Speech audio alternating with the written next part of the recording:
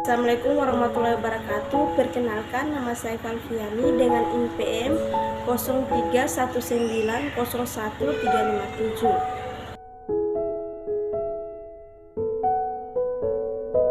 1. Pengertian penelitian tindakan kelas.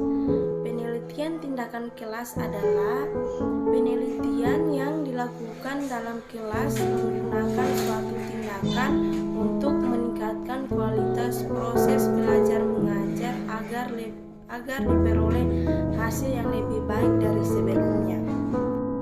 PTK juga didefinisikan sebagai suatu bentuk kajian yang bersifat refleksi oleh pelaku tindakan.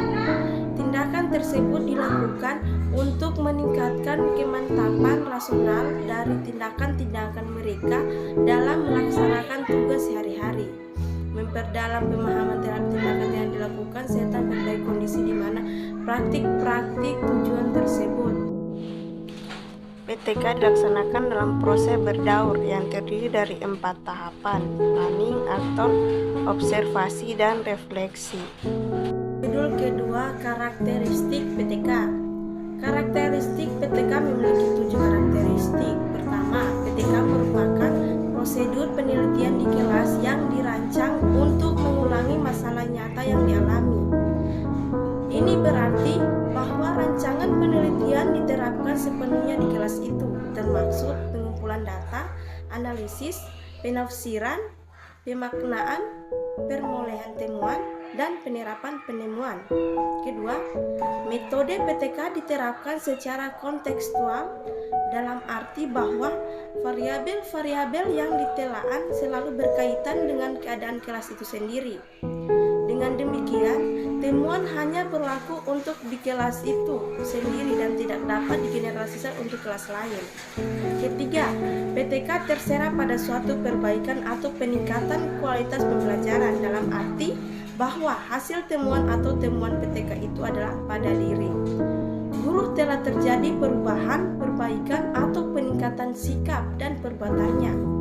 PTK akan lebih berhasil jika ada kerjasama antara guru-guru di sekolah sehingga mereka dapat sharing permasalahan, dan apabila penelitian dilakukan selalu dengan demikian. Yang keempat, PTK bersifat luas atau fleksibel dan mudah diadaptasi.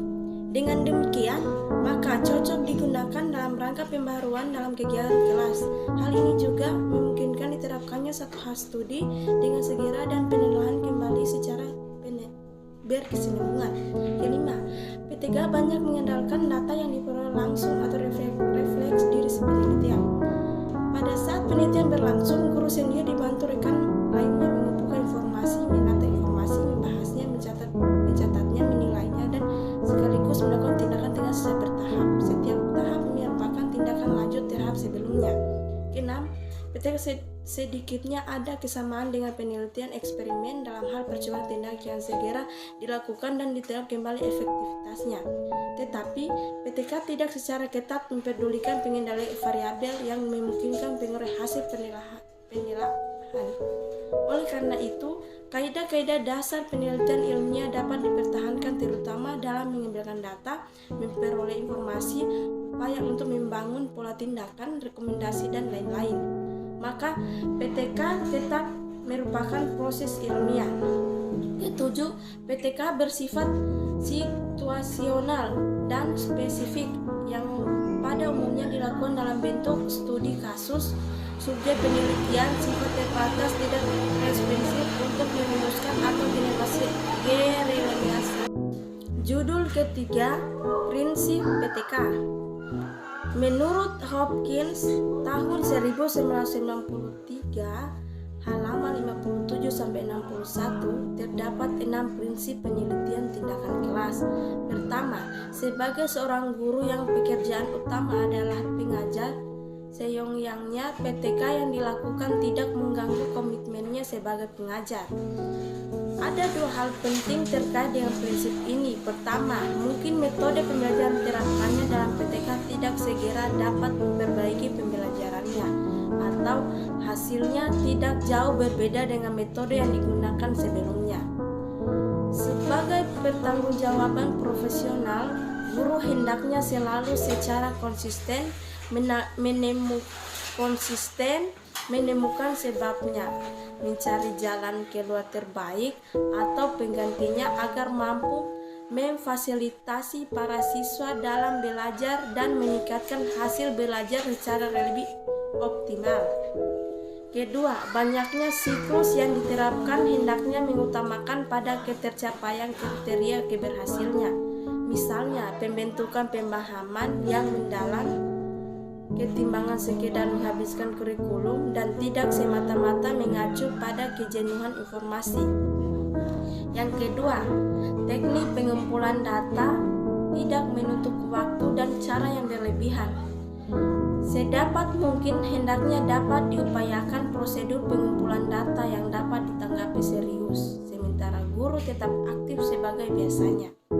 Teknik pengumpulan data dapat diupayakan sederhana mungkin, asal mampu memperoleh informasi yang cukup signifikan dan dapat dipercaya secara metodologis.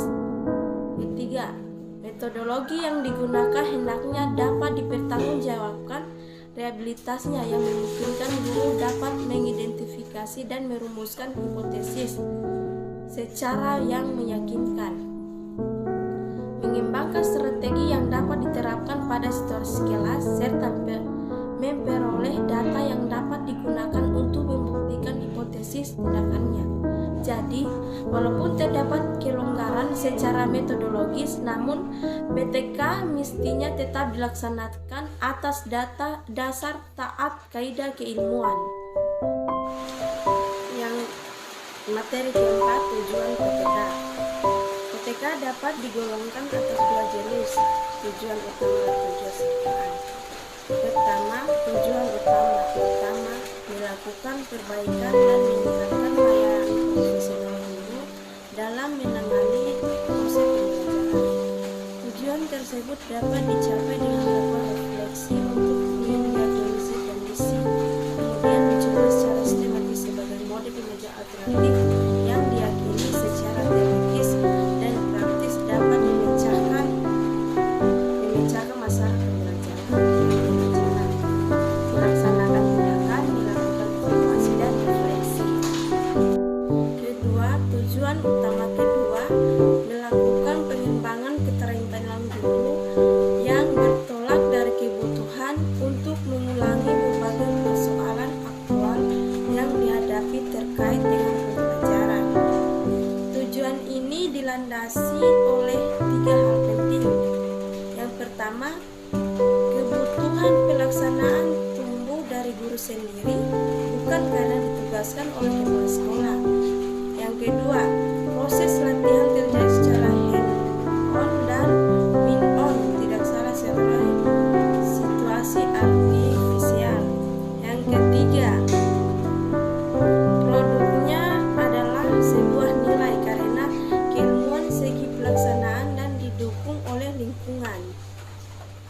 3. Tujuan sertaan untuk menumbuh kembangkan budaya meneliti di kalangan guru. Judul kelima adalah manfaat PTK. PTK dapat memberikan manfaat sebagai inovasi pendidik yang tumbuh dari bawah karena guru adalah ujung tombak pelaksanaan lapangan.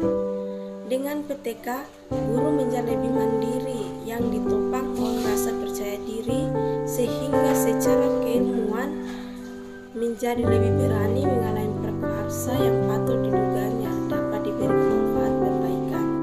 Rasa percaya diri tersebut tumbuh sebagai akibat guru semakin banyak mengembangkan sendiri pengetahuan berdasarkan pengalaman praktis. Dengan secara kontinu melakukan PTK, guru sebagai pekerja profesional tidak akan cepat berpuas diri lalu zona nyaman, melainkan selalu memiliki komitmen untuk meraih hari esok yang lebih baik dari sekarang. Dorongan ini muncul dari rasa kepedulian untuk memecahkan masalah-masalah praktis dalam keseharian. Manfaat lainnya bahwa hasil PTK dapat dijadikan sumber masukan dalam rangka melakukan pengembangan kurikulum. Proses pengembangan kurikulum bersifat netral, melainkan dipengaruhi oleh gagasan-gagasan yang saling terkait mengenai hakikat pendidikan, pengetahuan, dan pembelajaran dihayati oleh guru di lapangan. PTK dapat membantu guru untuk lebih memahami hakikat pendidik secara empirik. Prosedur PTK merupakan proses pengkajian suatu masalah pada suatu kelas melalui sistem daur ulang dari beberapa kegiatan seperti merencanakan, melakukan, tindakan, mengamati, dan menilai. Itulah materi yang saya paparkan, lebih dan kurangnya mohon dimaafkan. Wabillahi taufiq wal hidayah. Wassalamualaikum warahmatullahi wabarakatuh.